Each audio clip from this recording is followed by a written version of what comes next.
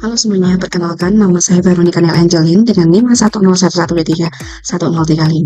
Pada kali ini saya akan mendemonstrasikan analisis data kecepatan angin di 3 wilayah di Kalimantan Barat, yaitu Bengkayang, Mempawah, dan Pontianak menggunakan mode gestar orde 1 baik dalam waktu maupun dalam spasial.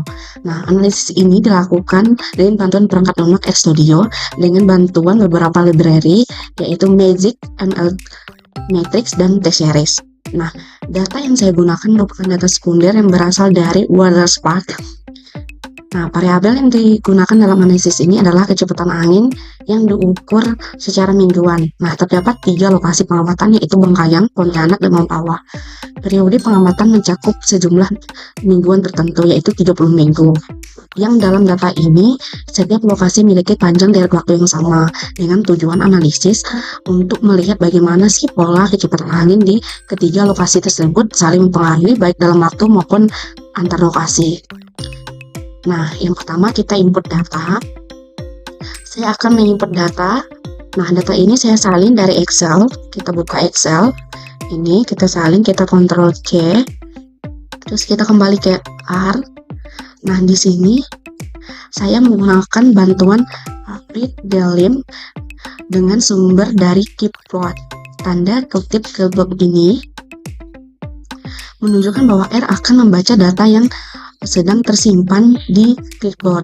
Nah, saya juga menambahkan argumen header true karena baris pertama berisi nama kolom serta step sama dengan petik 2 strip T karena data dipisahkan oleh tab. Setelah itu saya panggil view untuk melihat data dalam bentuk tabel. Kita run. Nah, di sini terdapat 3 kolom yaitu Bengkayang, Pontianak, dan Mempawah. Masing-masing berisi nilai kecepatan angin dari minggu pertama hingga minggu ke-30. Lalu kita kembali lagi ke sintak awal. Selanjutnya adalah eksplorasi data. Nah, saya melakukan eksplorasi data ini dengan perintah summary yang menampilkan ringkasan statistik seperti nilai maksimum, kuantir 1, median, rata-rata, dan kuantir ketiga. Maksimum untuk setiap lokasi. Lalu saya hitung korelasi dengan fungsi core. Nah, nilai korelasi yang cukup tinggi menunjukkan bahwa ketiga lokasi memiliki pola yang saling berkait. Saya juga melakukan plot gabungan dengan matplot, di mana sumbu E ke dalam mingguan, sumbu Y adalah kecepatan angin. Nah, yang garis merah ini untuk Bengkayang, hijau untuk Pontianak, dan biru untuk Mempawah. Nah, saya menambahkan legenda di pojok ini. Dari plot terlihat bahwa ketiga deret pola yang relatif searah meskipun dengan skala yang sedikit berbeda. Ini kan. Selanjutnya adalah plot time series.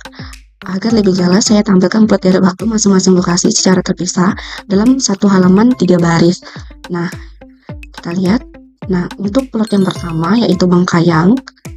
Selanjutnya plot yang kedua adalah Pontianak. Dan yang ketiga adalah Mempawah.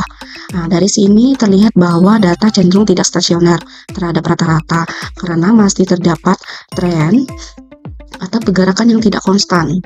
Arti data ini masih dipengaruhi oleh tren. Selanjutnya kita akan membentuk data matriks.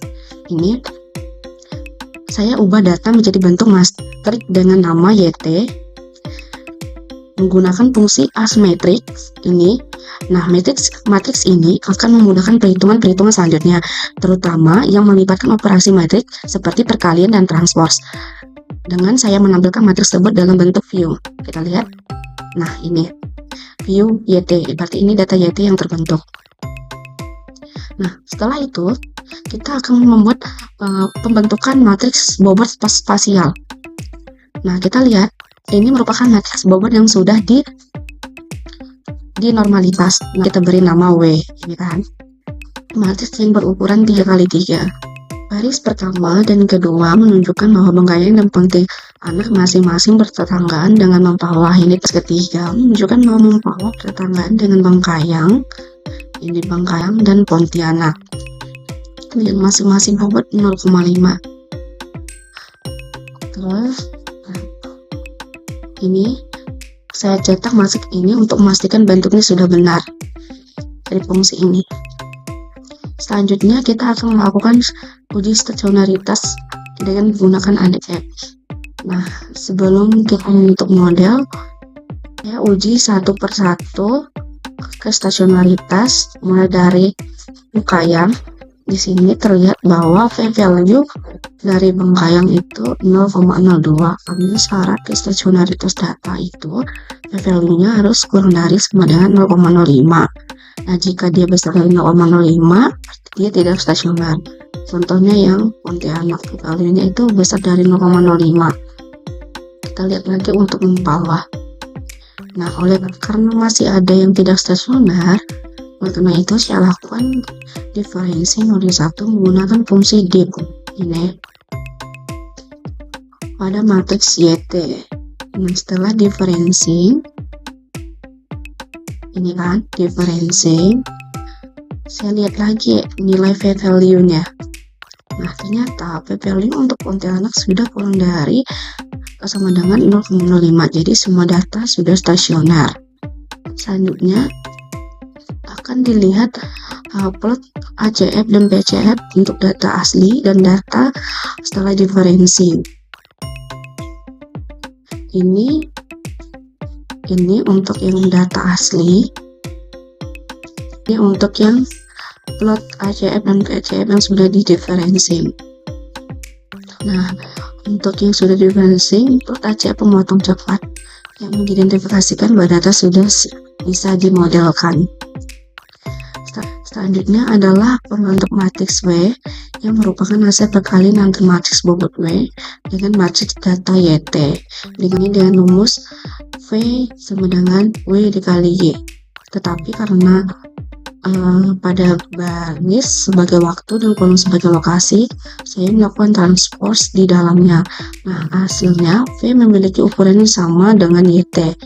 Matriks V ini mempresentasikan pengaruh spasial dari setiap lokasi pada waktu yang sama. Ini. Nah, selanjutnya adalah identifikasi model Gestar 1-1. Nah, model Gestar 1-1 berarti onde waktu 1 dan onde spasialnya 1. Saya siapkan matriks register X1, X2, dan X3 masing-masing. X1 untuk Bengkayang, X2 Pontianak, dan X3 itu adalah Mempawah. Nah, setiap X terdiri dari dua kolom. Kolom pertama adalah YT dari waktu sebelumnya. Ini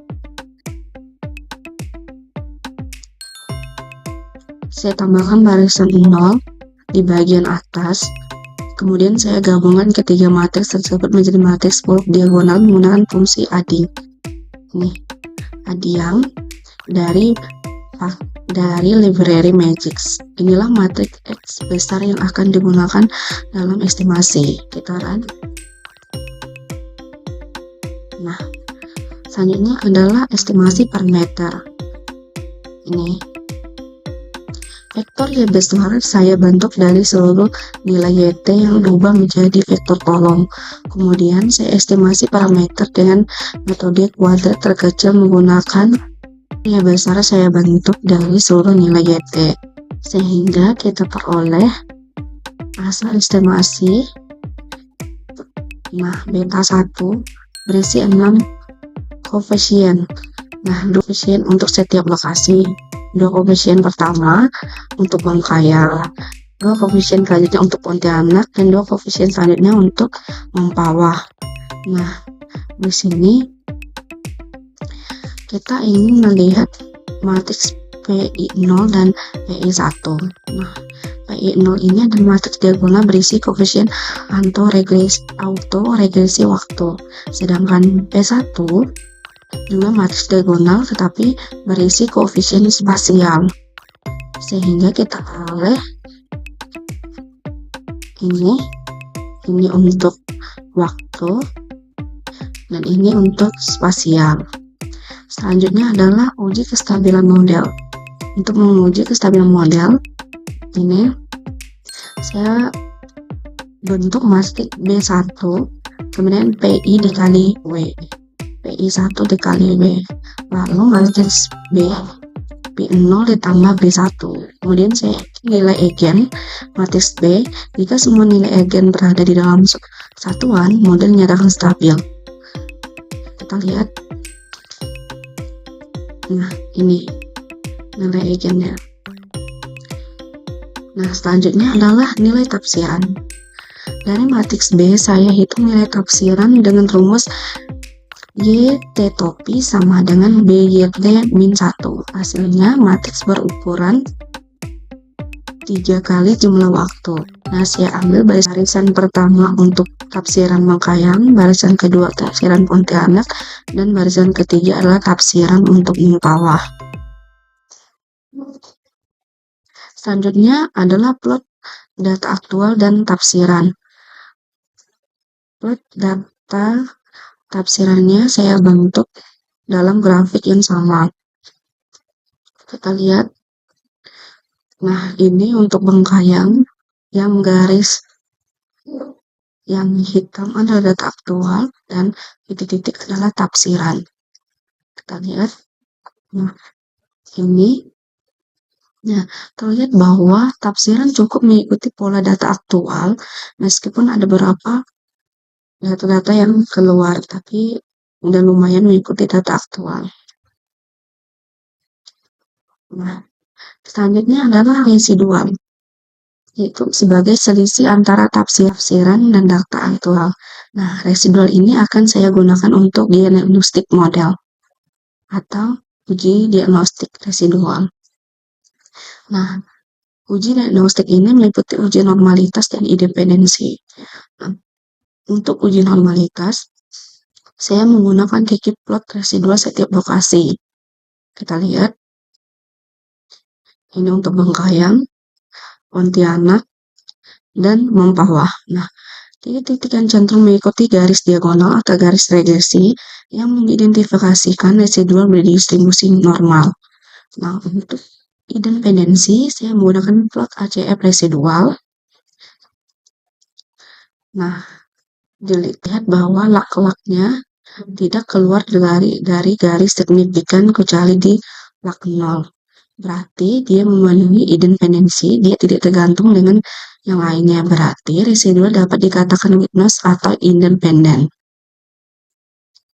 Selanjutnya adalah plot residual. Saya juga membuat plot residual terhadap waktu. Residual menyebar di sekitar 0 tanpa pola tertentu yang mendukung asumsi independensi. Selanjutnya akan dilakukan forecasting atau peramalan. Nah, di sini saya ambil data aktual pada waktu terakhir, yaitu barisan YT. Nah, kemudian saya hitung ramalan pada waktu berikutnya dalam bentuk data differencing dengan mengalihkan matriks B dengan data asli tersebut. Mari kita lihat ini. Nah, terdapat bahwa tafsiran 1 minggu ke depan kecepatan angin di Mengkayang sebesar 6,0277 km per jam, untuk di Pontianak 6,110298 km per jam, dan di Mempawah sebesar 12,098327 km per jam. Nah, evaluasi model. Di sini saya menggunakan nilai RMSE. Ini untuk Mengkayang, ini untuk Pontianak, dan ini untuk Mempawah. Nah, RMSE adalah akar dari rata-rata kuadrat residual.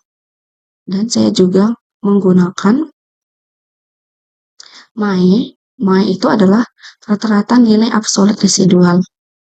Nah, saya hitung untuk setiap lokasi. Ini setiap lokasi. Nah, semakin kecil MSE dan MAE, semakin baik model dalam meramalkan data. Nah, kesimpulannya adalah berdasarkan analisis yang telah dilakukan, dapat disimpulkan bahwa model Lestat 11 dengan matriks bobot spasi yang telah ditentukan dapat menggambarkan pola kecepatan angin di Mengkayang, Pontianak, dan Mempawah. Nah, dari hasil estimasi parameter menunjukkan bahwa setiap lokasi dipengaruhi oleh nilai masa lalunya sendiri dan juga nilai masa lalu dari lokasi.